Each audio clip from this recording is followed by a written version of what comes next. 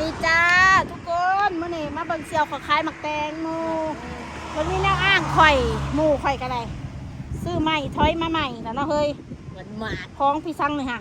ปูโป้อืม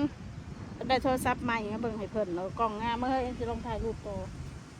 งามอยู่เลยงามอยู่เลยเฮ้ยงามคือคนบ่เฮ้ยงามก็งามคุณก็ดีงามสวยอยู่สวยอยู่จ้ะจ้าพี่น้องมาซื้อมักแตงโมซอยเสี่ยวคอยในเด้ออีนางจอกเด้อหน่วยละ25,000 30,000ก็แล้วแต่ผู้ใดมีเงินก็บ่ต้องต่อแล้วพี่น้องผู้ใดบ่มีเงินก็ต่อจักหน่อยลดให้อยู่เด้อจ้า5,000 10,000มีมักซาลีต้มน้ำจ้ามักข้าวโพดต้มเนาะจ้าแล้วก็มีอะไรมีแค่นี้มื้อนี้ขายดีบ่ ขายดีจ้าขายดีอยู่ซั่น ขายได้อยู่มานั่งเล่นน้ำเพิ่นขายได้อยู่คนสวยคนงามแล้วชีวิตเป็นบ้าไปใช้ละเด็กน้อยนะไปแล้วไปลิ้นแล้วกูมาวันห้ามแม่มึงไปใส่แม่เขาไปแปลงโทรศัพท์เอาบุกขี่อันนี้ว่าสั่นวันนั้นแหละสิไปซื้อใหม่ว่ะมันซื้อใหม่เลยกูก็ไปหาขี่รถหล่อแถวตลาดกูก็เป็นมึงกูเลยหันบักเอาไว้เนี่ยกูก็เลยเข้าไปนั่งในห้านกาแฟพอดีชั่วโมงหนึ่งกูนั่งเล่นอยู่คนเดียวเอาไว้หันเอาวนเอาวน4 ล้านค่ะ4 ล้านหาเป็นเงินบาทเท่าไหร่จัก8,000 กว่าบาท8,000 กว่าเท่เนาะซื้อใหม่ซะใหม่จ้าเงินหลายโคตรพี่น้องเอ้ยของขวัญวันวาเลนไทน์ผู้บ่าวซื้อให้กิ๊กเพิ่นซื้อให้ที่รักเพิ่นซื้อให้ตอนเลยเนาะวันวาเลนไทน์ได้เพื่อนสั่งใหม่กูนี่แสนเก่ากูนี่แล้วย้อนหลังบ่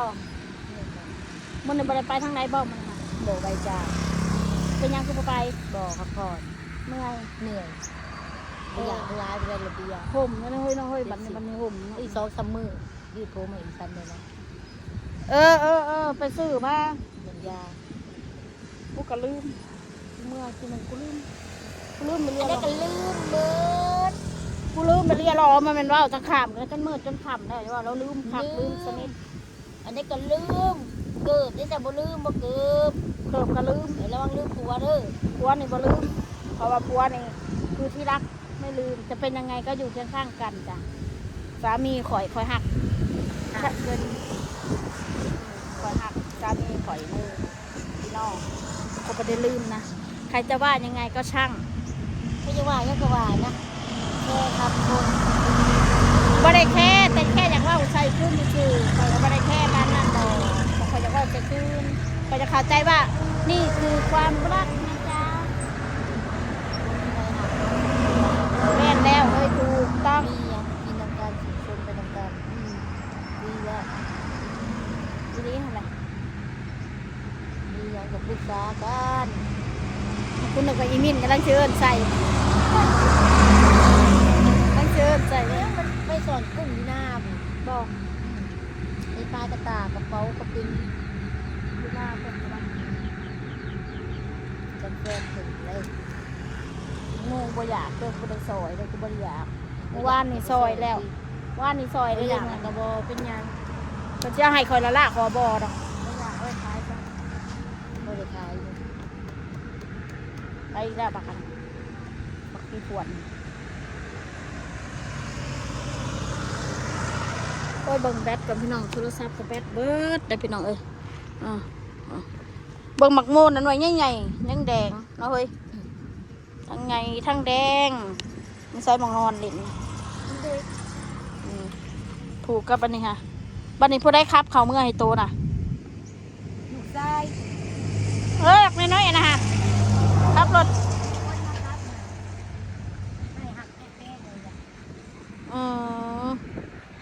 สะออนซื้อโทรศัพท์ใส่ของแถมได้เพียงเอาเมื่อเฮือนเลยลูกชายเอาเมื่อหมดเลยได้เพียงในของแถมได้บ่อต้มน้ำได้ตู้เท่านั้นแค่น่ะแค่สายซัดบงซัดแบตได้เบิดได้อีห่ามินนี่ เป็นปะนี่เอ้ยเอ้ยเอ้ยเอ้ยเอ้ย แม่กินหมักโมกูแหละ อย่ามึงเลยอ่ะมันดาบ ซ้อมหมากแล้ว มันดาบลูกมันมื่อนี่ลมกูน่ะไปกินกาแฟแล้วตากูสื่นแล้วเดี๋ยวตอนหนึ่งอ่ะกูสิตายกูจะกลับเอากูอยากนอกไปกินกาแฟ เมื่อย แต่ใครแน่มีแห้งในจังหน่อยหมากแตงโมย่ามนี่ย่ามหมักโมเนาะเฮ้ยเนาะย่ามหมักโมปลอดสารผิดบ่เนี่ยหมักโมปลอดสารผิดบ่บ่ได้เร่งเอาล่ะพี่น้องเอ้ยถามเพิ่งกันอีกเดือนหนึ่งเด้อตัวน้องสาวคอยได้ยังแหละได้ไข่อีกแล้วพวกนี้พี่น้องได้ไข่อีกแล้วเอามือนิ่คือบ่คอยตื่นคือมือนั่นล่ะ คนมาห้วยตัวนั้นไก่นั่นตัวนี้ก็ไก่อยู่มัน ไข่มันแดง เอา ต้ ใส่ ม เฮานี่ โอ้ยบ่ดอกกินแล้วมื้อน่ะหั่นเอาแม่นางมึงซอยมันแม่ ไม่อยาก มันไข่มันอยากรีบมันบ่ตึงไปขายอื่นซะไปล่ะรีบแบบนั้นพอดีใส่อันไหนเงี้ยก็ใส่ต้มปลาคอต้มปลาคอพอดีนั่งเล่นน้ำดาราเขาก่อนเด้อนอกเลยบ้านบ่ได้เมื่อง่ายนั่งเล่นน้ำเพิ่นก่อนแบตก็สิเบิดโอ้ลืมมันชาร์จแบตมาสิกินข้าวเอาอย่างน่าเบื่อเขาเลยตำหูว่า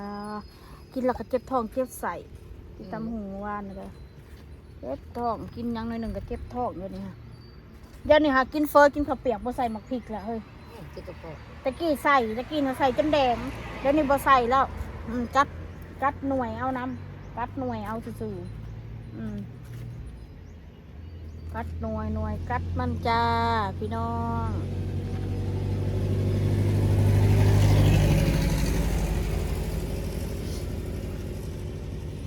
เปิดตัวซานก็ยังมีอยู่เนาะ4 โมงแล้วเขาสวรรค์มานั่งขายหมักแตงโมเด้อพี่น้องอุดหนุนซอยเนี่ยเด้อผู้ใดสิอุดหนุนก็อุดหนุนซอยเนี่ยเด้อพี่น้องอุดหนุนมาซื้อซอยนั่งอันนี้แน่คนชวนข่อยมาขายของอยู่นี่นะบ่ได้ขายดอกข่อยยากหุ่นวายไก่กองอุดหนุนซอยนั่งดาราจอกนี่น้อยจิจ้อยแต่เป็นสาวก็จะจอยน้อยๆเถ่ามากกันยังจอยน้อย บ่ตุ้ยจักเชื่อพี่น้องเอ้ยอยากตุ้ยอยู่ได้ ๆกูบอกให้มึงกินหลาย กินหลายจะกินได้ซำใด ๆบ่กินเลยบ่เห็นกินดิซ้ำแต่ละมื้อฮะเด้กันนั่นเลย เอาคือปีกไก่ไปมาเป็นโตกะ บ่อยาก บางๆแล้วก็แล้ว แม่นกูกระตุ้ยซื้อแล้วกูก็บ่ได้อยากเพราะผลึกแต่แนวกินน่ะแนวกูกินน่ะพวกกินกาแฟไปตุ้ยๆนะมานี่ ถ้ากินกาแฟนมแบบบ่กินข้าว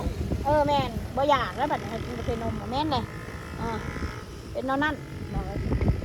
แต่กินปลาหมึกก็สิกินให้คู่มือบ่สิ้นก็ยังแล้วเลย มานอนเด่นอยู่นี่เด้อพี่น้องเลยเย็นดีนอนเล่นคล้ายหมักแตงโมภาษาแตงโมเขาบ่อยากเนาะพอมีแล้วก็บ่อยาก แต่บ่มีแล้วก็บ่อยากปัดมีแล้วก็ปัดมันหมดแล้วก็ตาเสียกเลยอยาก อยากกินเนาะบ่อยากท่าน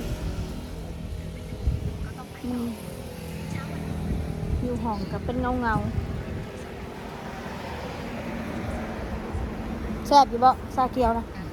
30,000กาแฟ35อันนี้ชาเขียว30,000 ห่านนอกก็แซ่บบ่ บ่ฮู้ได้กูกินข้างในฮอด ห่านบ่เข้มทางอยู่แล้วบนห่านตัดผมนี่ แซ่บถูกอีก 19,000 กีบ มันหนาก็เป็นหนังกินบ่ มื้อไปก็ไป มื้ออื่นบ่แล้วสิไปมื้อหน้าพี่ซะมื้ออื่นช่วงเที่ยงๆกูชวนมึงออกไป กาแฟ25,000 เขาหนังเต็มบรรยากาศ แม่นแก้ว25,000เฮ้ยแก้วใหญ่แก้วน้อยถ้าแก้วน้อยแบบนี้19,000 ปัจจุบันมันก็แพง เอาของยี่ห้อเขาเนาะหาเว้า กาแฟเขาก็มียี่ห้อของแต่ละอันบ่คือกันห้องออกห้องแอร์มันก็ได้ห้านน่ะก็แซ่บนะห้านกินทางน่ะแซ่บอยู่กาแฟมันหอมดิไปแล้วมื้ออื่นมานั่งกินกันละช่วงเที่ยงเนาะพอดีเลยกินกาแฟกัน